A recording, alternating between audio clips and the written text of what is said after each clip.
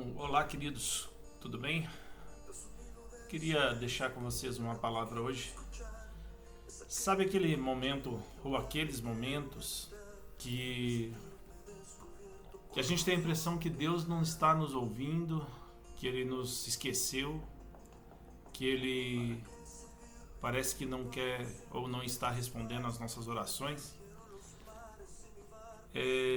Parece que Deus está atrasado, né? Será que Ele se atrasa?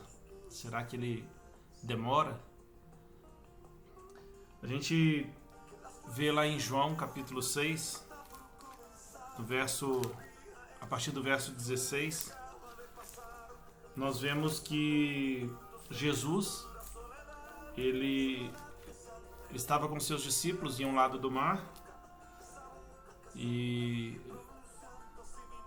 do mar da Galileia, e ele fala para os seus discípulos: olhem, atravessem o mar para o outro lado, depois eu vou encontrar vocês.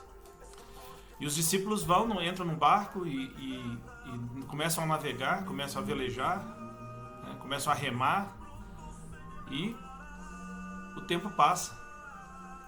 O dia escurece, começa uma certa inquietação no mar, as ondas começam a ganhar força, e os discípulos estão lá então no meio de um mar escuro, em meio de uma tempestade, e Jesus ainda não chegou.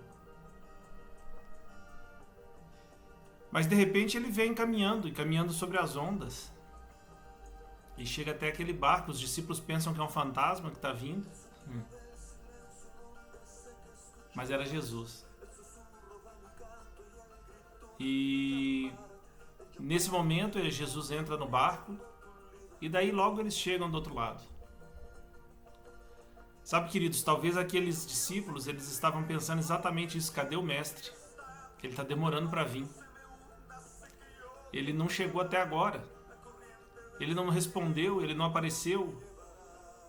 E talvez esse é o nosso sentimento, né? O Senhor não me responde. Senhor, onde está a tua resposta? Onde está o Senhor nessa situação? Quando é que eu vou ter uma solução para isso? Eu tenho orado por essa solução, mas o Senhor não me responde. O Senhor está demorando para responder. Mas deixa eu te falar uma coisa, querido. Ele sempre responde e ele sempre chega na hora certa. Ele nunca se atrasa. Sabe qual é o problema? O problema é que a gente vive dentro do tempo cronos, do cronômetro. Né? Nós temos uma inquietação por causa desse tempo. Segundo a segundo vai passando, e pra gente parece que as coisas estão demorando demais. Mas Ele está na eternidade. Ele é eterno, Ele é o Pai da eternidade. Então, como um ser eterno, como Ele é, o tempo é só um parênteses dentro da eternidade.